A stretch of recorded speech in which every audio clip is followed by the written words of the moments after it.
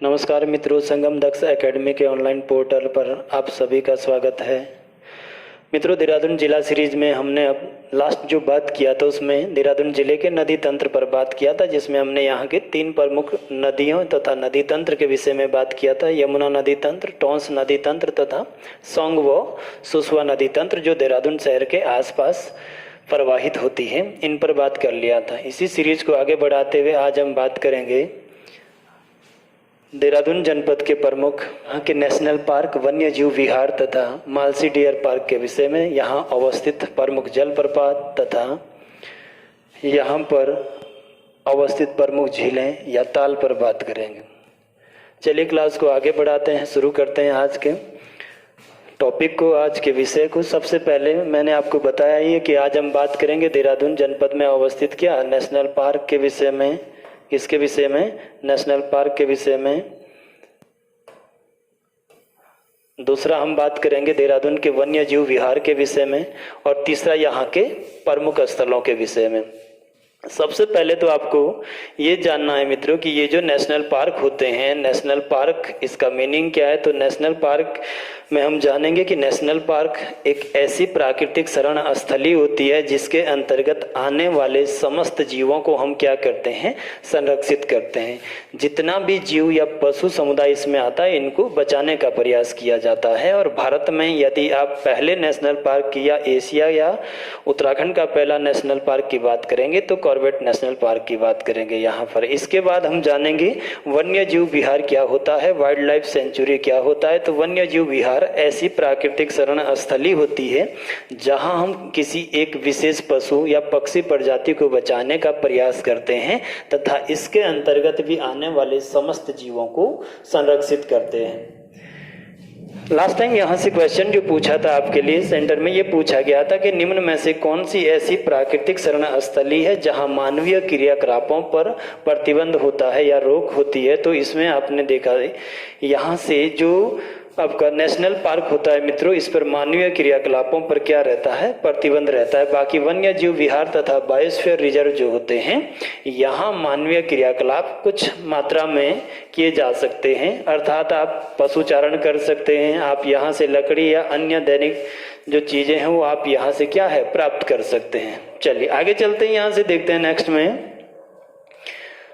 Last time हमने देहरादून के river system पर बात कर लिया था, और इसी क्रम में हमारे पास लास्ट जो यहाँ पर टॉपिक बचा हुआ था गलोगी विद्युत संयंत्र पर हमने बात करना था मित्रों। गलोगी विद्युत संयंत्र 1907 ईस्वी में उत्तर भारत में अवस्थित या स्थापित होने वाला पहला क्या था, जल विद्युत संयंत्र था। अब हम जानते हैं कि ये जो जल विद्युत संयंत्र भारत में जो अवस्थित हुआ, वो पहला जल विद्युत संयंत्र कौन सा था। तो जरा देखेंगे सभी लोग इसमें कि भारत में पहला जो ब्रिटिशर्स द्वारा बनाया गया जल विद्युत संयंत्र था, मिनी संयंत्र था जिससे बिजली बनाया गया था पहली बार इंडिया में, ये आपका कर्नाटक में बहने वाली कावेरी नदी पर जो शिव समुद्रम झरना पड़ता है, इस शिव समुद्रम पर बनाया गया था। कब, 1902 में। कौन सा ये आपका जो है जल विद्युत संयंत्र का नाम क्या था, तो शिव समुद्रम जल विद्युत संयंत्र था। ये किस नदी पर था, तो आपका ये जो कर्नाटक राज्य बनता है ये वाला, इस कर्नाटक राज्य में नदी जो फ्लो करता है आपका, ये नदी कौन सी है, कावेरी नदी। और इस कावेरी नदी पर ब्रिटिशर्स के द्वारा सबसे पहले देखा आपने कि 1902 में इस कावेरी नदी पर ही हमने शिव समुद्रम झरने के पास बनाया था। 1902 में ब्रिटिशर्स के द्वारा बनाया गया था क्या, पहला जल विद्युत संयंत्र। कहाँ पर, शिव समुद्रम के अंतर्गत। और ये शिव समुद्रम कहाँ पड़ता है, तो कर्नाटक के अंतर्गत। और ये कब बनाया गया था, तो 1902 ईस्वी में। कब बनाया गया था, तो 1902 ईस्वी में। तो अगर पूछा जाए सीधा सीधा प्रश्न कि भारत में निर्मित होने वाला पहला जल विद्युत संयंत्र कौन सा था, तो 1902 में साउदर्न इंडिया, दक्षिण भारत में बना था। कौन सा, शिव समुद्रम जल विद्युत गृह। और ये कब बना था, 1902 में। किस नदी पर बना था, तो कावेरी नदी पर बना था, जो दक्षिण भारत की सबसे ज्यादा क्या है, पवित्र नदी है। अब अगर नॉर्थ इंडिया की बात करेंगे तो नॉर्थ इंडिया में जो पहला जल विद्युत संयंत्र बना था मित्रों, ये मसूरी के गलोगी में बनाया गया था। और गलोगी में कब बनाया गया था, ये तो 1907 में इसका निर्माण कार्य शुरू हुआ था और 1914 में ये बनकर क्या था, तैयार हो गया था। तो उत्तर भारत का जो ब्रिटिशर्स के द्वारा पहला बनाया गया पहला जल विद्युत संयंत्र था, ये कहाँ बनाया गया था, तो गलोगी में। अब इसी में आप आगे देखिएगा कि विश्व में किसी भी नदी पर बनने वाला जो पहला डैम था मित्रों, या पहली जो नदी घाटी परियोजना थी जिससे हमने बिजली बनाया था, या बहुउद्देशीय परियोजना जिसको आप कहते हैं, ये जो है यूएसए में बनाई गई थी सबसे पहले। और यूएसए के किस नदी पर बनाई गई थी? ये तो टेनेसी नदी पर। दुनिया की पहला जो डैम है या नदी के ऊपर जो बांध बनाया गया था वो किस नदी पर बनाया गया था? तो टेनेसी नदी। और ये टेनेसी नदी कहाँ फ्लो करती है? तो यूएसए में। और यूएसए में इस टेनेसी नदी पर ये डैम कब बनाया गया था? तो 1934 में बनाया गया था। और जीएस के पेपर में लास्ट टाइम रिपीट आपका ये क्वेश्चन है कि दुनिया की पहली नदी घाटी परियोजना हमने कहाँ बनाई? तो टेनेसी नदी पर। ये कहाँ बहती है? तो यूएसए में। पूछेगा किसकी सहायक है? तो मिसिसिपी नदी या मिसौरी रिवर का ये क्या है? ट्रिब्यूटरी है, सहायक नदी। और इस पर दुनिया का पहला जो डैम बनाया था वो कब बना था? 1934 में। अब यदि भारत में पूछेगा आपको कि नदी पर बनने वाला पहला डैम कौन सा था, तो भारत में 1948 में 1948 में आपने बनाया था कौन सा डैम? तो दामोदर नदी घाटी परियोजना। ये झारखंड तथा वेस्ट बंगाल में अनेक छोटे छोटे डैम के रूप में बनाई गई थी, इसीलिए आप इसका नाम क्या कहते हैं? डीवीसी कहते हैं, दामोदर वैली कारपोरेशन परियोजना। और ये कब बनी थी? तो 1948 में। और ये भारत में बनने वाली पहली क्या है? नदी घाटी परियोजना है। जो बड़े स्तर पर आप बिजली का जब निर्माण करते हैं या बिजली बनाते हैं, इसमें आपका झारखंड में आप देखेंगे तो पंचेत बांध, मेथान बांध, बराकर, ये कोनार, सारी के सारे छोटे छोटे प्रोजेक्ट मिलकर ही आपके क्या कहलाते हैं? तो दामोदर वैली कारपोरेशन के नाम से जाने जाते हैं। और ये कब बने थे? तो 1948 में। तो भारत में बनने वाली पहली नदी घाटी परियोजना कौन सी है? डीवीसी। और इसको हमने किसकी नकल करके बनाया था? तो टेनेसी नदी घाटी को ही कॉपी करके हमने भारत में क्या बनाई थी? पहली नदी घाटी परियोजना।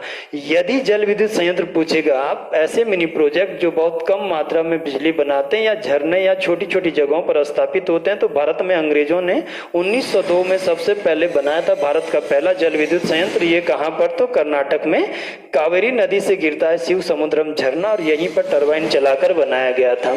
उत्तर भारत की यदि आप बात करेंगे तो नॉर्थ इंडिया का पहला जो जल विद्युत संयंत्र बना था वो कहां बना था?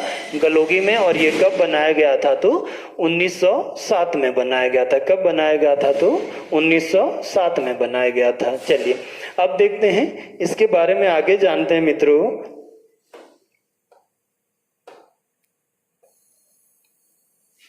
इसके बारे में आगे देखते हैं कि 1907 में ये जो आपने यहां पर बनाया पहला क्या? जल विद्युत संयंत्र।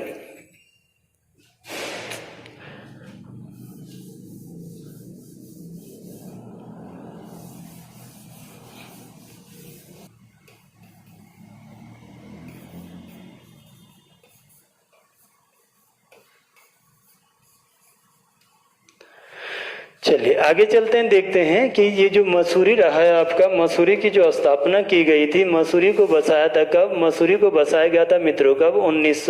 1825 ईस्वी में। और ये किसके द्वारा बसाया गया था? तो ब्रिटिशर्स से। कौन? कैप्टन यंग के द्वारा। कहाँ के रहने वाले थे कैप्टन यंग? तो ये आयरलैंड के रहने वाले थे। और इन्होंने ही 1825 में किसको बसाया था? मसूरी शहर को पहली बार बसाया था। किसको बसाया था? तो मसूरी शहर को। और कैप्टन यंग जब आते हैं तो इस समय मसूरी शहर का जो पॉपुलेशन होता है वो कितना होता है? तो 6000 लोग यहाँ पर मिलते हैं। हम आगे देखा आपने कि इसने जो मसूरी शहर या मसूरी क्षेत्र को खरीदा था, ये टिहरी रियासत के शासक किससे खरीदा था? सुदर्शन शाह से। और कितने साल के लिए लीज पर लिया था इसको? तो 80 वर्षों के लिए लीज पर लिया था। जब समय बढ़ता गया मसूरी शहर में, आगे हम देखेंगे कि 1880 से 90 के दशक में ये जो मसूरी हमारा शहर था, यहाँ का जो पॉपुलेशन है ये 6000 से बढ़कर लगभग 14 से 16,000 लोग यहाँ पर रहते थे। कब? 1880 से 90 के दशक में। और इसी वजह से यहाँ क्या हो गया?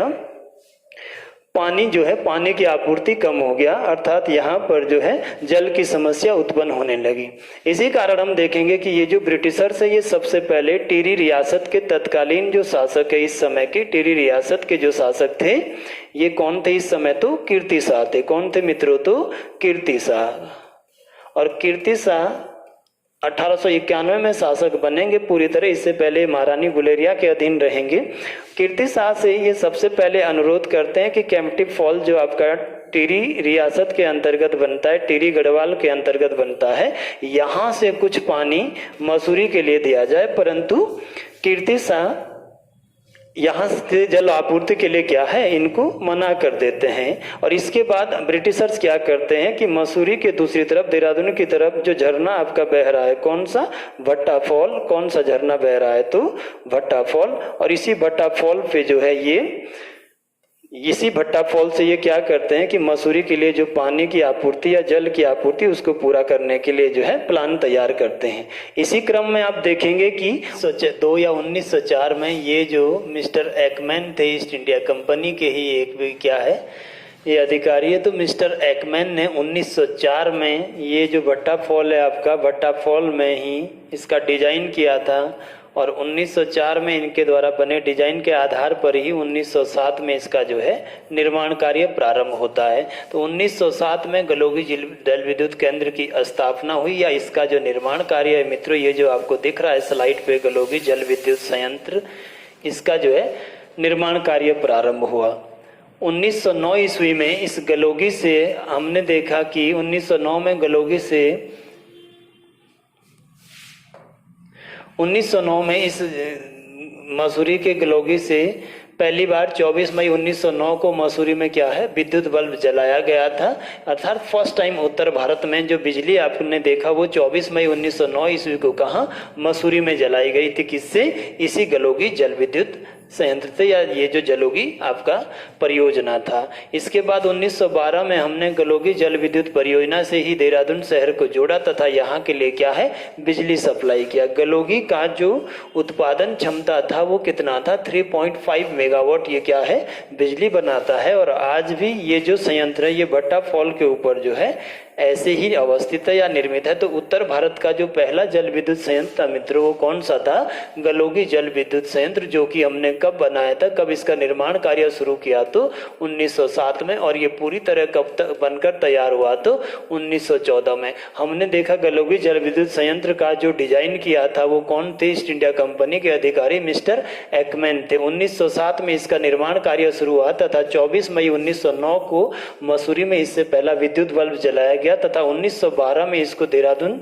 या यहाँ से बिजली की जो सब आपूर्ति वो देहरादून को की गई। और 1914 में ये बनकर तैयार हुआ था, कौन, गलोगी जल विद्युत संयंत्र, जो आपको स्लाइड पे दिख रहा है। ये गलोगी जल विद्युत संयंत्र तथा ये भट्टा फॉल है जिसके ऊपर क्या है ये निर्मित है। तथा उत्तर भारत का ये पहला क्या था जल विद्युत संयंत्र। आपको बताया था मैंने इससे पहले कि भारत में जो 1902 में पहला जल विद्युत संयंत्र बना था ये कर्नाटक राज्य में कावेरी नदी पर बने शिव समुद्रम जलप्रपात पर बना था। चलिए आगे बढ़ते हैं, यहाँ से नेक्स्ट देखते हैं। अब हम बात करेंगे देहरादून में अवस्थित किसकी, नेशनल पार्क की। और यदि हम देखेंगे तो उत्तराखंड के कुल जो 6 नेशनल पार्क हैं उनमें से एक नेशनल पार्क कहाँ है, देहरादून जिले में, जिसे आप कहते हैं क्या, राजाजी नेशनल पार्क। तो हम देखते हैं कि उत्तराखंड में कुल कितने नेशनल पार्क है, तो 6 नेशनल पार्क है। नेशनल पार्क एक ऐसी प्राकृतिक शरण स्थली जहां पर हम किसी विशेष प्रकार के पशु जो समुदाय है इसको हम क्या करते हैं, कंजर्व करते हैं, इसको बचाने का प्रयास करते हैं। और यहाँ मानवीय क्रियाकलापों का बिल्कुल भी आपको क्या है परमिशन नहीं होता है। मानवीय गतिविधियां बिल्कुल यहाँ क्या होती है, बॉन्ड होती है, प्रतिबंधित होती है। उत्तराखंड में अगर आप देखेंगे तो टोटल कितने नेशनल पार्क है, 6, जिसमें सबसे पहला उत्तराखंड भारत तथा एशिया का जो नेशनल पार्क बना था ये आपका नैनीताल और पौड़ी की बाउंड्री के अंतर्गत दोनों ही जिलों में अवस्थित है। कौन सा, कॉर्बेट नेशनल पार्क। कौन सा नेशनल पार्क है, तो कॉर्बेट नेशनल पार्क की बात करते हैं। कौन सा नेशनल पार्क है, तो कॉर्बेट नेशनल पार्क है। और इसकी जो स्थापना हुई थी मित्रों ये कब हुई, 8 अगस्त 1936 ईस्वी को ये बनाया गया। हम पढ़ेंगे इसको नैनीताल पौड़ी डिस्ट्रिक्ट के अंतर्गत कि 8 अगस्त 1936 को ये तत्कालीन इस क्षेत्र के जो कमिश्नर होते हैं मैल्कम हैली के नाम पर हैली नेशनल पार्क के रूप में बनाया गया।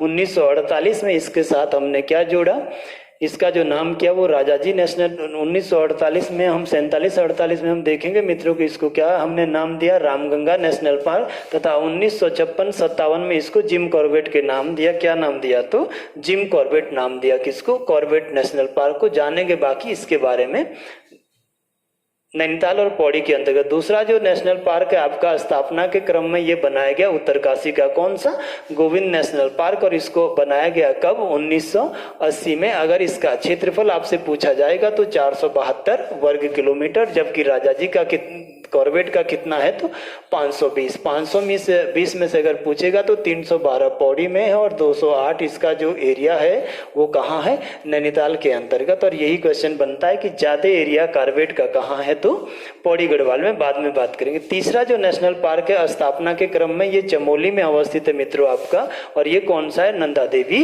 नेशनल पार्क है, जो कि कब बनाया गया, कब निर्मित किया गया तो 1982 में। एरिया कितना है इसका तो 624 वर्ग किलोमीटर है। इसके बाद आगे बढ़ेंगे आप तो वैली ऑफ फ्लावर, फूलों की घाटी नेशनल पार्क की बात करेंगे, और ये बनाया गया कब, 1982 में ही इसको भी निर्मित किया गया। इसका जो एरिया है वो कितना है, 87.5 वर्ग किलोमीटर, और ये उत्तराखंड का क्षेत्रफल के आधार पर सबसे छोटा क्या है, नेशनल पार्क है। क्या है, सबसे छोटा नेशनल पार्क है एरिया के आधार पर। कौन, वैली ऑफ फ्लावर। जानेंगे किस तरह से जो है खोज किया गया था इसका, फ्रैंक स्माइथ के द्वारा, या किसकी समाधि इसमें अवस्थित है, कौन सा ताल, कौन सी रिवर यहाँ से फ्लो करता है। नेक्स्ट आपको बात करेंगे राजाजी नेशनल पार्क की स्थापना के क्रम में। हम देखेंगे कि इसका जो गठन हुआ, ये उत्तराखंड का 5वां जो है स्थापित होने वाला क्या है, नेशनल पार्क, जिसको हमने कब बनाया तो 1983 में, और इसका जो एरिया है वो कितना है, 820.82 वर्ग किलोमीटर है। और इसके बाद आप देखेंगे कि गंगोत्री नेशनल पार्क जो है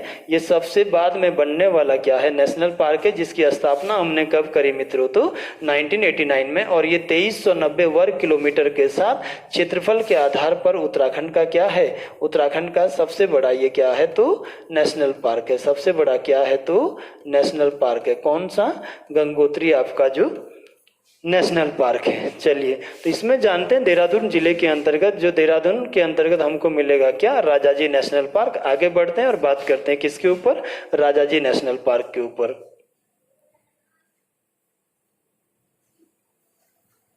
नेक्स्ट हम बात करते हैं किसकी, राजाजी नेशनल पार्क की। और राजाजी जो नेशनल पार्क है मित्रों, इस राजाजी नेशनल पार्क को देखते हैं। राजाजी नेशनल पार्क की बात करेंगे कि ये कब स्थापित हुआ, किन किन जिलों में ये अवस्थित है। तो चलिए जानते हैं सबसे पहले राजाजी नेशनल पार्क के बारे में मित्रों, कि इसकी जो अवस्थिति है, ये वाला जो क्षेत्र आपको दिख रहा है ये देहरादून क्षेत्र है। ये नीचे आपको दिखेगा तो ये हरिद्वार का कुछ पोर्शन इसमें आपको दिखेगा। दूसरा जो अवस्थिति इसका ये कहाँ है, हरिद्वार में, और तीसरा जो अवस्थिति ये कहाँ है तो पौड़ी गढ़वाल में। तो पहला कहाँ है, देहरादून के अंतर्गत ये पड़ता है। सेकंड मित्रों इसका जो एरिया आता है ये कहाँ, हरिद्वार के अंतर्गत है, और तीसरा कहाँ है, पौड़ी गढ़वाल में। तो ये अगर आपसे पूछा जाए, जो आपको स्लाइड में दिख रहा है कि कितने जिलों में ये विस्तृत है तो 3 जिलों में विस्तृत है। कौन सा, Rajaji national park. Rajaji national park की स्थिति देखिए कहाँ है, देहरादून, हरिद्वार और पौड़ी गढ़वाल में। कहाँ है, देहरादून, हरिद्वार और पौड़ी गढ़वाल में। और गढ़वाल, पौड़ी गढ़वाल में सर्वाधिक जो क्षेत्रफल इसका कभी भी पूछेगा आपका तो किस जिले के अंतर्गत आता है, देहरादून जिले के अंतर्गत, तथा न्यूनतम अगर पूछेगा आपको तो कहाँ, पौड़ी गढ़वाल के अंतर्गत आता है। किसका एरिया, राजाजी नेशनल पार्क का। यहाँ से आगे चलेंगे तो राजाजी नेशनल पार्क का जो मुख्यालय है ये कहाँ है, देहरादून के मोतीचूर रेंज के अंतर्गत है। कहाँ है, देहरादून के मोतीचूर रेंज के अंतर्गत। और स्थापना मित्रों, अभी मैंने आपको बताया कि उत्तराखंड के जो 6 नेशनल पार्क है उनकी स्थापना का क्रम क्या रहा है, तो इसकी स्थापना कब हुई, 1983 ईस्वी में। नेक्स्ट आपने देखा कि राजाजी जो नेशनल पार्क है, ये जो राजाजी नेशनल पार्क रहा मित्रों, इसको हमने क्या किया, 3 वन्य जीव या वाइल्ड लाइफ जो सेंचुरी थे इस समय, इनको मिलाकर इसकी स्थापना की गई। सबसे पहले 1936 में देहरादून के अंतर्गत आने वाले मोतीचूर रेंज के अंतर्गत बनाया गया था क्या, मोतीचूर वन्य जीव बिहार। फिर आप देखेंगे कि 1948 के आसपास ये जो हरिद्वार का एरिया है यहाँ अवस्थित किया गया था क्या, राजाजी वन्य जीव बिहार। राजाजी की अगर आप बात करेंगे तो स्वतंत्र भारत के में जब हम स्वतंत्र हो जाएंगे, आप देखेंगे 1948 से और 24 जनवरी 1950 तक स्वतंत्र भारत का तथा एकमात्र भारतीय गवर्नर जनरल रहे थे कौन, चक्रवर्ती राजगोपालाचारी। और उन्हीं का जो उपनाम था वो क्या था, राजाजी के उपनाम से जाने जाते थे। और ये जो राजाजी या चक्रवर्ती राजगोपालाचारी था, इनका आश्रम हरिद्वार के इस क्षेत्र में बना हुआ था जहां वो योग ध्यान या साधना के लिए आते थे। तो इसीलिए यहाँ जो है हरिद्वार वाले क्षेत्र का उपनाम किस नाम से जाना जाता था, राजाजी से, और वहीं से इसका नामकरण लिया गया है। चलिए तो देखते हैं। सबसे पहले जैसा कि मैंने आपको बताया कि इसको हम जानते हैं किस नाम से, मोतीचूर वन्यजीव बिहार के नाम से। सबसे पहले 1936 में देहरादून में बनाया गया क्या, मोतीचूर वन्यजीव बिहार। जैसा कि मैंने आपको अभी बताया। सेकंड जो है 1948 का समय है, और ये जो चक्रवर्ती राजगोपालाचारी का आश्रम था हरिद्वार के आसपास, इस क्षेत्र को घोषित किया गया राजाजी वन्यजीव विहार, वाइल्ड लाइफ सेंचुरी है मित्रों ये। और फिर तीसरा जो घोषणा हुआ वो 1977 में, ये आपका ऋषिकेश तथा पौड़ी गढ़वाल और हरिद्वार के कंबाइंड रूप से इसको कहा गया क्या, चीला वन्य जीव विहार।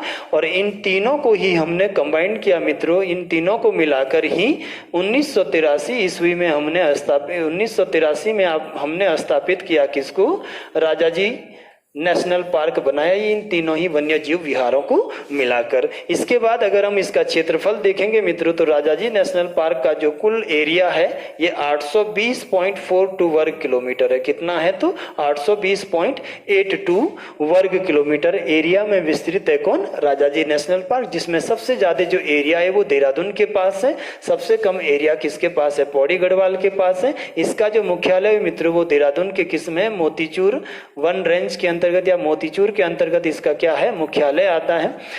नेक्स्ट चलिए आगे देखते हैं इसमें। अब हम बात करेंगे राजाजी नेशनल पार्क का नाम, जैसा कि मित्रों मैंने आपको अभी बताया कि भारत के महान स्वतंत्रता संग्राम सेनानी चक्रवर्ती राजगोपालाचारी के उपनाम के आधार पर ही हमने इसका नाम क्या रखा, तो राजाजी रखा है। नाम पर ही हमने इसका नाम क्या रखा मित्रों, तो राजाजी राष्ट्रीय उद्यान या नेशनल पार्क रखा। 1948 में यह स्वतंत्र भारत के पहले भारतीय गवर्नर जनरल बने, और कब तक रहे, 24 जनवरी 1950 तक। और 24 जनवरी 1950 को आप जानते हैं कि ये जो गवर्नर जनरल का पद है इसको किसमें कन्वर्ट कर दिया गया, राष्ट्रपति के पद के रूप में बना दिया गया, तथा डॉक्टर राजेंद्र प्रसाद को भारत का आपने क्या बनाया, पहला राष्ट्रपति बनाया 24 जनवरी 1950 को। इसके बाद हमने देखा कि ये जो गवर्नर हैं आपके कौन, ये जो गवर्नर रहे आपके कौन, राजाजी, इन्हीं का आश्रम होता था कहाँ, हरिद्वार के इस क्षेत्र में। इसी आधार पर यहीं से हमने कॉपी किया था, क्या नाम इसका, तो राजाजी जो नाम है वो कॉपी किया था। नेक्स्ट हमने देखा कि ये जो चक्रवर्ती राजगोपालाचारी रहे मित्रों, इनको 1954 में 1954 में भारत का सबसे बड़ा जो सम्मान है वो भारत रत्न दिया गया। और आप सभी को ये पता है कि भारत रत्न का जो शुरुआत हुआ इंडिया में वो कब हुआ, 1954 में ही हुआ। और 1954 में हमने कितने लोगों को भारत रत्न से सम्मानित किया था मित्रों, तो 3 लोगों को दिया था। पहला जो भारत रत्न दिया था वो भारत के तत्कालीन उपराष्ट्रपति सर्वपल्ली राधाकृष्णन को दिया था। दूसरा जो दिया वो आपने दिया किसको, चक्रवर्ती राजगोपालाचारी। और तीसरा जो दिया आपने वो दिया किसको, सीवी रमन को। सीवी रमन जिनको 1930-31 में आपने जो है रमन प्रभाव की खोज के लिए क्या दिया था, नोबेल पुरस्कार भी दिया था उनको। तो इन 3 लोगों को 1954 में भारत रत्न दिया गया। और इन 3 में से दूसरे जो भारत रत्न प्राप्त करता थे इस समय वो कौन थे, चक्रवर्ती राजगोपालाचारी थे। आगे चलते हैं तो हम देखते हैं कि ये जो राजाजी नेशनल पार्क है हमारा, यहीं से मित्रों हमने 1992 में किस प्रोजेक्ट की शुरुआत किया था, यहाँ पर तो हाथी परियोजना की शुरुआत किया। कब, 1992 में। हाथी परियोजना की अगर बात करेगा कि ये भारत में कहाँ से शुरू हुआ था, तो झारखंड का जो सी भूमि जिला है यहाँ से मित्रों 1992 में भारत में हाथी को बचाने के लिए ये जो एलिफेंट प्रोजेक्ट है ये शुरू किया था। तो कहाँ से शुरू हुआ था, झारखंड के सी भूमि जिले से, जो कोयला या अन्य खनिजों के लिए भी प्रसिद्ध है। आगे चले तो हमने देखा मित्रों कि 15 अक्टूबर 2010 का दिन है, 15 अक्टूबर 2010 को। और ये जो हाथी है आपका, एलिफेंट आपका है, इसको हमने भारत का राष्ट्रीय विरासत पशु घोषित किया था, नेशनल हेरिटेज एनिमल बनाया। कितने तारीख में, तो आपका 15 अक्टूबर 2010 को हाथी को भारत का क्या बनाया गया था, राष्ट्रीय विरासत पशु। मित्रों आप जानते हैं कि 4 या 5 नवंबर 2008 को ये जो हमारी नेशनल रिवर बनी थी, सबसे पवित्र नदी गंगा नदी को आपने क्या बनाया था, भारत की राष्ट्रीय नदी बनाया था। और मई 2010 में ही मित्रों आपने ये जो गंगा नदी में मिलने वाली डॉल्फिन मछली है इसको भारत का राष्ट्रीय जलीय जीव भी घोषित किया था। तो इसी क्रम में 15 अक्टूबर 2010 को ही हाथी को भारत का क्या बनाया था, राष्ट्रीय विरासत पशु बनाया गया था। इसके बाद आगे बढ़ेंगे तो हम देखेंगे मित्रों कि 15 अप्रैल 2015 को इसे या राजाजी को भारत का कौन सा टाइगर रिजर्व बनाया गया, तो 48वां टाइगर रिजर्व। और उत्तराखंड का ये मित्रों कौन सा टाइगर रिजर्व बना था, तो दूसरा टाइगर रिजर्व बनाया गया था। तथा इस समय इसमें लगभग बाघों की संख्या कितनी थी, तो 40 बाघ यहाँ पर क्या है, मिलते हैं। आप सभी जानते हैं कि ये जो भारत में टाइगर भारत में बाघ परियोजना है मित्रों, ये कब से शुरू हुआ? तो नवंबर 1973 से लगभग शुरुआत होती है इसकी। और आप देखेंगे कि नवंबर 1973 से कॉर्बेट नेशनल पार्क जो उत्तराखंड है, उत्तराखंड में नैनीताल और पौड़ी जिलों में अवस्थित है, यहीं से हमने टाइगर परियोजना की क्या की थी? शुरुआत की थी। और वर्तमान समय में अगर आपको पूछेगा तो उत्तराखंड में कितने हैं? तो 2। पहला मित्रों कौन सा है? Corbett tiger reserve. और दूसरा कौन सा है? तो 15 अप्रैल 2015 को आपने बनाया कर्नाटक के कुद्रेमुख के साथ 48वां टाइगर रिजर्व। किसको बनाया मित्रों? तो ये बनाया आपने किसको? राजाजी नेशनल पार्क के अंतर्गत इसे टाइगर रिजर्व का दर्जा दिया। अब बात करते हैं मित्रों कि वर्तमान समय में अगर भारत के सेंस में पूछेगा तो कितने टाइगर रिजर्व है? तो ये आपके लगभग कितने 52 टाइगर रिजर्व आते हैं। कितने? 52 टाइगर रिजर्व है मित्रों भारत में। और अभी अभी जो 52वां टाइगर रिजर्व बना, ये बना आपका राजस्थान का कौन सा? Ramgarh Vishdhari tiger reserve. कौन सा मित्रों? तो रामगढ़ विषधारी टाइगर रिजर्व। ये कहाँ है? तो राजस्थान में आपका। और ये भारत का जो है कितना 52वां टाइगर रिजर्व अभी क्या है? घोषित हुआ है। जबकि सबसे पहला जो था वो कॉर्बेट था। और उत्तराखंड का अगर बात करें, दूसरा जो है वो कौन सा है? राजाजी। और तीसरी जो घोषणा हुई है मित्रों, ये नंदौर को किया गया। तीसरा जो टाइगर रिजर्व बनाने की बात की, NTCA जो अथॉरिटी आपका नेशनल टाइगर कंजर्वेशन जो अथॉरिटी है, इसने नंदौर को उत्तराखंड का क्या तीसरा टाइगर रिजर्व बनाने की घोषणा की है। अभी ये क्लियर नहीं है लेकिन घोषित हुआ है क्या? नंदौर। अब देखेंगे हम कि ये जो राजाजी है मित्रों, यहाँ सर्वाधिक संख्या में क्या पाया जाने वाला जो पशु है वो क्या है? इसके अंतर्गत तो चीतल है, तथा इसके अतिरिक्त यहाँ जंगली सुअर, हिमालयन काले भालू तथा अजगर आदि भी क्या है आपको देखने को मिलते हैं ना। अगर मित्रों राजाजी की बात करेंगे तो सबसे पहले हमने किस पशु के लिए इसको बनाया था? तो ये हाथियों के लिए संरक्षित किया गया था। और अब तो इसमें टाइगर तथा अन्य अनेक जीव इसमें आपको क्या है? संरक्षित मिलते हैं या देखे जाते हैं। अब देखेंगे कि ये जो आपका राजाजी नेशनल पार्क है मित्रों, इसमें लगभग 315 प्रजाति के क्या है आपको पक्षी भी देखे मिलते हैं या पक्षी भी यहाँ पाए जाते हैं। चलिए, तो राजाजी के बारे में हमने जाना मित्रों कि राजाजी को हमने 1983 में क्या नेशनल पार्क का दर्जा दिया। 1936 में जो बना आपका वो क्या था? मोतीचूर वन्यजीव विहार। 1948 में राजाजी वन्यजीव विहार। और 1978 में आपने चीला वन्यजीव विहार बनाया। तथा 1983 में भारत सरकार और उत्तराखंड सरकार ने इन तीनों को ही क्या है एक साथ मिलाकर राजाजी नेशनल पार्क बना दिया। राजाजी नेशनल पार्क की अगर आप बात करेंगे तो ये देहरादून, पौड़ी गढ़वाल और हरिद्वार में विस्तृत हैं। इसके बाद आपने देखा इसका जो मुख्यालय वो कहाँ है? देहरादून के मोतीचूर रेंज में हाथियों के लिए संरक्षित किया गया था।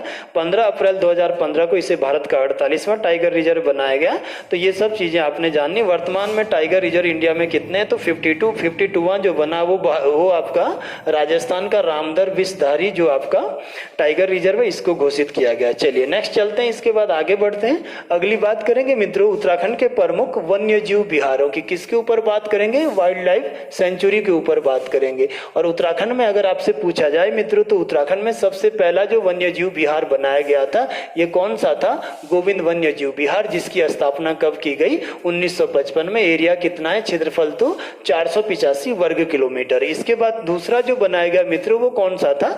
केदारनाथ वन्य जीव विहार। और इसकी स्थापना कब की गई? 1972 में। इसका एरिया कितना है? तो 957 वर्ग किलोमीटर। और इस आधार पर ये उत्तराखंड का क्या है मित्रों? तो सबसे बड़ा उत्तराखंड का क्या है? तो सबसे बड़ा वन्य जीव विहार है, वाइल्ड लाइफ सेंचुरी है। कहाँ का? उत्तराखंड का। कौन? केदारनाथ वन्य जीव विहार। यहां से आगे बढ़ेंगे तो स्थापना के क्रम में तीसरा जो आपने बनाया मित्रों ये 1986 में पिथौरागढ़ में बनाया। किसको? अस्कोट वन्य जीव विहार को। और इसका जो एरिया है वो कितना है? 600 वर्ग किलोमीटर। ये कहाँ है? तो पिथौरागढ़ में है। अगर आपको केदारनाथ पूछेगा तो ये कहाँ है? रुद्रप्रयाग और चमोली वाले एरिया में है। अगर गोविंद पूछेगा तो गोविंद मित्रों वन्य जीव विहार कहाँ है? उत्तरकाशी के अंतर्गत है। इसके बाद चौथा जो बात करेंगे हम मित्रों ये पौड़ी गढ़वाल का सोना नदी वन्य जीव विहार है। और इसकी स्थापना कब की गई थी? 1987 में, जिसका एरिया कितना है? तो 301 वर्ग किलोमीटर है। इसके बाद आगे बढ़ेंगे तो अगला जो वन्य जीव विहार आपने देखा वो कौन सा है, विंसर वन्य जीव विहार मित्रों। ये कहाँ है तो अल्मोड़ा में। कब स्थापित हुआ, 1988 में। और एरिया कितना है इसका तो 47 वर्ग किलोमीटर। उत्तराखंड का दूसरा सबसे छोटा ये क्या है, वन्य जीव विहार है। इसके बाद मसूरी चलेंगे आप, देहरादून के मसूरी में, तो हम बात करेंगे बिनोग माउंटेन क्लेव की। ये कब स्थापित हुआ तो 1993 में। और इसका एरिया कितना है तो 11 वर्ग किलोमीटर। और इस 11 वर्ग किलोमीटर के साथ ये उत्तराखंड का क्या है, सबसे छोटा, उत्तराखंड का क्या है, सबसे छोटा वन्य जीव विहार है। सबसे छोटा क्या है, वन्य जीव विहार है। कौन सा, बिनोग माउंटेन क्लेव। कहाँ है मित्रों तो मसूरी के अंतर्गत है। इसके बाद अगली बात करेंगे तो ये नंधौर वन्य जीव विहार है, जो कि कहाँ है, ये आपका इसको बात करेंगे तो मित्रों इधर से ये ट्राई जंक्शन पॉइंट पर आता है 3 डिस्ट्रिक्टों के।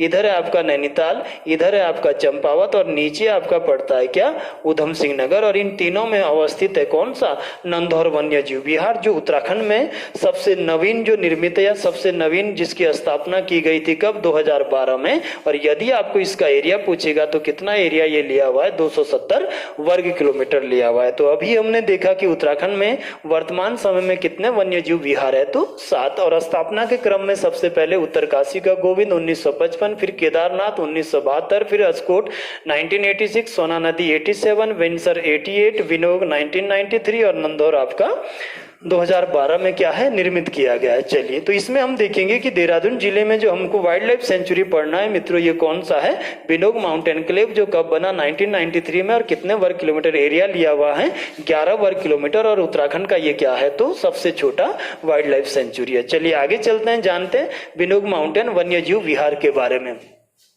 बिनोग माउंटेन वन्य जीव विहार या बिनोग माउंटेन क्लेव वन्य जीव विहार की बात करेंगे मित्रों, तो बिनोग साहब जो थे एक ब्रिटिश यात्री हैं, जो मसूरी के क्षेत्र में 1980 से 90 के दशक में घूमने फिरने आते हैं या यात्रा करने आते हैं। और माउंटेन क्लेव मित्रों या पहाड़ी बटेर, माउंटेन क्लेव को ही आप कहते हैं क्या, पहाड़ी बटेर के नाम से इसको जाना जाता है। किसके नाम से, पहाड़ी बटेर, या आप पहाड़ी इसको क्या, तीतर कह सकते हैं। क्या कह सकते हैं मित्रों, पहाड़ी बटेर या पहाड़ी तीतर। जो आपको दिख रहा है, ये देखिएगा जरा स्लाइड में, ये क्या है तो पहाड़ी बटेर आपको दिखाई दे रहा है। 1976 का समय था, 1876 का समय था। और इसको जो है इन क्षेत्रों में विलुप्त प्राय पक्षी घोषित किया गया, अर्थात इसकी संख्या जो है बहुत तेजी से कम हुई। और ये जो है विलुप्त प्राय पक्षी घोषित किया गया कब, 1876 ईस्वी में। फिर हमने देखा कि 1980 से 90 के दशक में जब बिनोग माउंटेन क्लेव साहब ये मसूरी वाले इस एरिया में मित्रों घूमने फिरने आएंगे, मसूरी वाला जो क्षेत्र है यहाँ पर जब ये यात्रा करेंगे तो इनको कुछ ये 2-4 पक्षी यहाँ दिखाई देंगे। कौन, पहाड़ी तीतर या पहाड़ी बटेर। और इसीलिए मित्रों एक बार इन्हें पुनः संरक्षित करने का प्रयास किया जाता है, इनको फिर से बचाने का प्रयास किया जाता है इस विलुप्त प्राय पक्षी को। और इसीलिए 1993 में 1993 में मित्रों हमने मसूरी के इस क्षेत्र में जहां ये पक्षी दूसरी बार दिखाई दिया था, हमने इसको जो है, हमने इसको क्या है, वन्य जीव विहार घोषित किया और बचाने का प्रयास किया। किसको, माउंटेन क्लेव या पहाड़ी बटेर या तीतर को बचाने का प्रयास किया। क्षेत्रफल की अगर बात करेंगे तो ये 11 वर्ग किलोमीटर के क्षेत्रफल में विस्तृत है। और इस आधार पर उत्तराखंड का सबसे छोटा क्या है, वन्य जीव विहार है। तथा देहरादून जिले के कहाँ अवस्थित है तो मसूरी में अवस्थित है। नेक्स्ट बात करेंगे, यह मुख्यतया बटेर या पहाड़ी तीतर के नाम के लिए जाना जाता है क्या, बिनोग माउंटेन क्लेव, जो आपका वन्य जीव विहार है। और हिमालयन बटेर विलुप्त प्राय पक्षी था, जैसा कि मैंने आपको दिखा गया था। इसके बाद ये 1980 से 90 के दशक में दूसरी बार देखा किसने, बिनोग साहब ने, जो कि ब्रिटिश यात्री थे। और माउंटेन क्लेव मैंने आपको बताया पहाड़ी तीतर या बटेर के लिए यूज होता है। इसके बाद आपने देखा इसके अतिरिक्त इसको बचाने के साथ साथ हम 1993 में देखेंगे कि यहाँ अन्य जो जीव है, गुरल, काखड़, बंदर तथा भालू आदि पशु भी पाए जाते हैं। और पक्षियों में अगर आप देखेंगे तो चकोर, जंगली मुर्गा आदि इस क्षेत्र में देखे जाते हैं। तो ये आपका क्या है, बिनोग माउंटेन क्लेव मित्रों, जो कहाँ है, मसूरी के अंतर्गत। कब इसको जो है स्थापित किया गया तो 1993 में, किसके द्वारा तो बिनोग महोदय के द्वारा बनाया गया। किस पक्षी को बचाने के लिए तो पहाड़ी बटेर या पहाड़ी तीतर या माउंटेन क्लेव आप कहते हैं। चलिए नेक्स्ट आगे चलते हैं यहाँ से। आगे बढ़ते हैं मित्रों, नेक्स्ट बात करेंगे देहरादून जिले में क्या अवस्थित है, तो मालसी डियर पार्क है। सबसे पहले जान लेते हैं ये जो मालसी डियर पार्क, ये जो मालसी प्रजाति का हिरन मित्रों आपको दिख रहा है स्लाइड में, ये हिरन की क्या है, भारत में या विश्व में सबसे छोटी प्रजाति का हिरन है। क्या है मित्रों, तो सबसे छोटी जो प्रजाति है उस प्रजाति का ये हिरन है और इसका नेचुरल प्लेस है मित्रों। ये जो मालसी था ये इसका क्या था, प्राकृतिक आवास था। धीरे धीरे लोगों ने क्या किया मित्रों कि इसका शिकार करना शुरू किया, इसको मारना प्रारंभ किया और इसी कारण 19 फरवरी 2013 को हमने इसको क्या कर दिया, संरक्षित घोषित कर दिया, या इस हिरन को क्या है, संरक्षण दिया। और ये जो है देहरादून के लगभग, देहरादून शहर के आसपास ही जब आप मसूरी के लिए जाएंगे तो आपको दिखेगा क्या, मालसी डियर पार्क, जो कि किस प्रजाति के हिरन के लिए फेमस है, तो मालसी प्रजाति के हिरन के लिए, जो भारत या विश्व की सबसे छोटी क्या है, हिरन की प्रजाति, और इसी का ये नेचुरल प्लेस था तथा यहीं पर इसको संरक्षित करने के लिए मालसी डियर पार्क की स्थापना की गई है। कब, 19 फरवरी 2013 को। नेक्स्ट आगे बढ़ते हैं यहाँ से। अगला मित्रों हम देखेंगे, हमने अब तक जाना देहरादून का क्या, एक जो नेशनल पार्क था मित्रों वो राजा जी के विषय में जाना, और दूसरा जाना आपने क्या, वन्य जीव विहार मालसी डियर पार्क के बारे में। अब आगे चलते हैं तो जानते हैं देहरादून जनपद के प्रमुख ताल, या आप झीलें कह सकते हैं इनको। झीलें इसलिए नहीं लिख सकते मित्रों क्योंकि इसका जो उत्तराखंड के जो झीलों का या आकार है वो बहुत ज्यादा छोटा है, इसीलिए हम इनको क्या लिख देते हैं, तो ताल लिख देते हैं। झीलों की अगर बात करेंगे मित्रों तो देहरादून में पहला जो लेक आपको मिलेगा ये कौन सा ताल है, तो कांसरो ताल है। कौन सा ताल है, कांसरो ताल है। और कांसरो ताल आप देखेंगे तो कहाँ है, रायवाला के पास पड़ता है। कहाँ पड़ता है, तो देहरादून के रायवाला में मित्रों ये कांसरो ताल क्या है, अवस्थित है। तो कांसरो ताल कहाँ है, रायवाला के आसपास। सेकंड हम देखेंगे देहरादून जिले के अंतर्गत कौन सा लेक या ताल प्रसिद्ध बनता है, तो चंद्रवाड़ी ताल। और ये जो चंद्रवाड़ी ताल है ये देहरादून के कहाँ है, तो चंद्रबनी में है। कहां पर है, तो चंद्रबनी में। मैंने मित्रों लास्ट टाइम आपको बताया था कि यहीं पर महर्षि गौतम ने क्या है, तपस्या किया था अपनी पत्नी अहिल्या तथा पुत्री अंजनी के साथ। और यहीं पर क्या है, वो गौतम कुंड बना हुआ है मित्रों। कौन सा कुंड है, तो गौतम कुंड। और यहीं से कौन सी नदी आगे फ्लो करती है इस ताल से, तो यहीं से जाती है कौन सी नदी, चंद्रभागा नदी। कौन सी नदी मित्रों, तो चंद्रभागा। और ये चंद्रभागा आपका ऋषिकेश में किसके साथ संगम करती है, तो गंगा नदी के साथ संगम बनाती है। और ऋषिकेश की नदियों के संगम पर है, तो चंद्रभागा और गंगा नदी के। नेक्स्ट आगे चलेंगे मित्रों तो देहरादून के आसपास ही आपको दिखेगा कौन सा ताल, सागर ताल। कहाँ है ये, तो देहरादून के आसपास के क्षेत्रों में ही आपको मिलेगा क्या, सागर ताल। इसके बाद आप आएंगे चक्राता के आसपास वाले एरिया में तो आपको मिलेगा क्या, रामताल। कौन सा ताल जो है, रामताल। और यहीं पर मित्रों ये जो वीर शहीद है आपके केसरी चंद जी, इनके जो है स्मृति में 3 मई को क्या लगता है आपका, वीर केसरी मेले का आयोजन किया जाता है। कौन सा मेला, तो वीर केसरी मेले का आयोजन किया जाता है क्योंकि 3 मई 1945 को इनका शहादत हुआ था, इसलिए यहाँ पर इस मेले का आयोजन होता है। नेक्स्ट हम बात करेंगे मित्रों किसका, गौतम कुंड का। ये गौतम कुंड भी चंद्रवाड़ी जो चंद्रबनी ताल है आपका या चंद्रवाड़ी ताल है उसी के आसपास पाई जाने वाला क्या है, एक स्थान है और महर्षि गौतम से ही संबंधित है। यही पर हमने पढ़ा था कि 1982 में हमने क्या बनाया था, भारतीय वन्य जीव एवं प्राणी संस्थान की यहाँ पर क्या था, स्थापना किया था। तो कितने ताल आपको मिलेंगे यहाँ पर, 5 ताल। पहला कांसरो ताल, सेकंड चंद्रवाड़ी ताल, तीसरा आपका सागर ताल, चौथा आपका क्या, रामताल और 5वां आपका क्या, गौतम कुंड। चलिए नेक्स्ट आगे बढ़ते हैं यहाँ से। नेक्स्ट देखते हैं, अब बात करते हैं देहरादून जनपद के प्रमुख वाटरफॉल की, प्रमुख जलप्रपातों के ऊपर बात करते हैं मित्रों देहरादून जनपद के। तो सबसे पहले हम देखते हैं चक्राता के आसपास वाले जो वाटरफॉल हैं। तो पहला जो जलप्रपात यहाँ पर मित्रों है वो कौन सा है, टाइगर फॉल। ये कहाँ है आपका, तो चक्राता के आसपास है और ये महत्वपूर्ण पर्यटक स्थल है मित्रों, कहाँ, चक्राता के आसपास का, जिसकी ऊंचाई कितनी है, ये कितने ऊंचाई से गिरता है, तो 50 मीटर की ऊंचाई से गिरता है। और यदि आपसे पूछा जाएगा तो ये देहरादून जनपद का, देहरादून जो डिस्ट्रिक्ट है आपका, देहरादून का सबसे ऊंचा झरना है। ऊंचाई के आधार पर देहरादून का क्या है, सबसे ऊंचा ये क्या है, तो झरना है। कौन सा, टाइगर फॉल, जो कि आपके कहाँ है, चक्राता के आसपास वाले एरिया में है। सेकंड आप देखेंगे दूसरा आप देखेंगे मित्रों कि यहीं पर चक्राता के आसपास ही कौन सा वाटरफॉल है, किमोना जलप्रपात है, जिसकी ऊंचाई कितना है, 35 मीटर की ऊंचाई से गिरता है। फिर आप कालसी में देखेंगे कि कालसी में जो आपको झरना मिलेगा ये कौन सा है, मोइंगाड। कौन सा मोइंगाड झरना, तो लगभग 20 से 25 मीटर की ऊंचाई का क्या है, झरना है आपका, ठीक है ना। कौन सा, मोइंगाड, जो कि आपका विकासनगर उत्तरकाशी, ये जो नेशनल हाईवे उस पे आपको मिलेगा। नेक्स्ट बात करेंगे मित्रों मसूरी क्षेत्र में, तो मसूरी की अगर बात करेंगे, मसूरी में आप देखेंगे नेक्स्ट में कि मसूरी में क्या है, मसूरी वाले क्षेत्र में आपको मिलेगा क्या, मासी जलप्रपात। कौन सा झरना, तो मासी जलप्रपात, और ये कहाँ है आपका, तो मसूरी वाले क्षेत्र में। नेक्स्ट आगे बढ़ेंगे तो आप देखेंगे कि देहरादून वाले क्षेत्र में जो आपको वाटरफॉल मिलेगा या झरना मिलेगा, ये कौन सा है, सहस्त्रधारा जलप्रपात। कौन सा मित्रों, तो सहस्त्रधारा जलप्रपात। लास्ट जब हमने रिवर सिस्टम पे बात करा था तो मैंने बोला था कि ये जो मालदेवता है देहरादून और टिहरी गढ़वाल के बिल्कुल सीमा रेखा पर बनता है। यहाँ पर बाल्दी नदी आकर संगम बनाती, किससे, सोंग नदी से, और उसी बाल्दी नदी के ऊपर बना हुआ है मित्रों कौन सा झरना, सहस्त्रधारा जो वाटरफॉल है। और ये इसकी जो विशेषता है सहस्त्रधारा की, मैंने आपको बताया था वहां भी कि ये उत्तराखंड का क्या है, सबसे विशाल जलप्रपात है। क्या है, तो उत्तराखंड का सबसे विशाल क्या है, ये वाटरफॉल है। कौन सा, सहस्त्रधारा जलप्रपात, जो कि गंधक के जल के लिए क्या है, फेमस बनता है। लगभग कितना मीटर चौड़ा है, तो 30 मीटर चौड़ाई इसका लिखा जाता है। नेक्स्ट बात करेंगे इसके बाद आपका कि देहरादून के पास ही आपको कौन सा झरना मिलेगा, तो शिखर फॉल भी आपको मिलेगा। कहाँ, देहरादून के आसपास वाले एरिया में। फिर आप देखेंगे इसके बाद ऋषिकेश में आपका कौन सा, फूल चट्टी।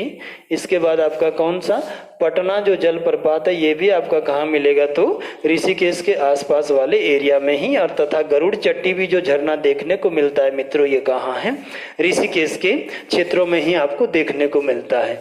तो आज मित्रों हमने आज की क्लास में, कल हम लास्ट क्लास जो मैंने आपको उत्तराखंड जिला सीरीज का दिया था जिसमें देहरादून जनपद के नदी तंत्र पर बात किया था, और आज इससे आगे की श्रृंखला को आगे बढ़ाते हुए मैंने सबसे पहले आपके साथ बात किया क्या, गलोगी जल विद्युत संयंत्र की, जो कि उत्तर भारत में बनने वाला पहला क्या था, जल विद्युत संयंत्र था। इंडिया के सेंस में मैंने आपको बताया था कि कर्नाटक में जब आप जाएंगे तो कावेरी नदी पर शिव समुद्रम झरना है, जहां 1902 में आपने बनाया था क्या, भारत का पहला जल विद्युत संयंत्र अंग्रेजों के द्वारा 1902 में बना था। फिर आगे बढ़े आप वहां से तो आपने जाना नेशनल पार्क के विषय में।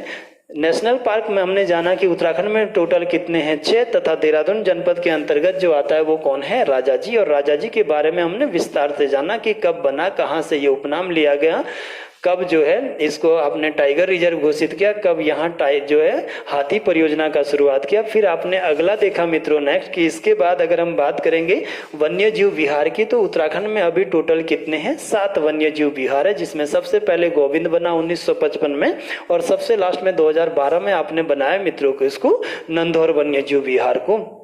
इसी क्रम में आपने जाना कि ये जो हमारा जिला था देहरादून, यहाँ कितने वन्य जीव विहार है, तो केवल एक वन्य विहार आता है, और वो आपका क्या, बिनोग माउंटेन क्लेव वन्य जीव विहार, जो कि मसूरी में पड़ता है, जिसकी स्थापना 1993 में की गई थी, जो 11 वर्ग किलोमीटर के साथ उत्तराखंड का सबसे छोटा क्या है, वन्य जीव विहार है। फिर हम वहां से आगे बढ़े तो हमने जाना कि देहरादून इस जिले के अंतर्गत कौन कौन से प्रमुख ताल है, तो ताल बहुत ज्यादा महत्वपूर्ण ताल यहाँ पर नहीं है, 2 ताल आप यदि याद रखेंगे, पहला कांसरो ताल और दूसरा चंद्रवाड़ी ताल, तो मैक्सिमम क्वेश्चन उनसे निकल जाता है।